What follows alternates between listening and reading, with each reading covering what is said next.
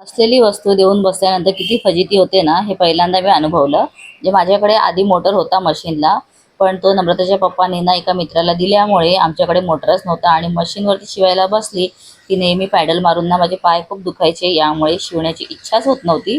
पण फायनली नम्रताने जाऊन ना मालाडला एक छानसं मोटर आणलेलं आहे. जे आदल्या दिवशी जाऊन नम्रता दर्शनने ते पाहून घेतलं. त्याच्यानंतर नेक्स्ट डे जाऊन तिने ते आणलं सुद्धा. आणि आता फिटिंग करायचं आहे. ते फिटिंग करण्यासाठी ना काही प्रॉब्लेम झालेले, म्हणजे वादी नव्हती, हे सगळं चाललेलं. तर नम्रता दर्शन दोघांनी मिळून ना छान फिट करून घेतलं.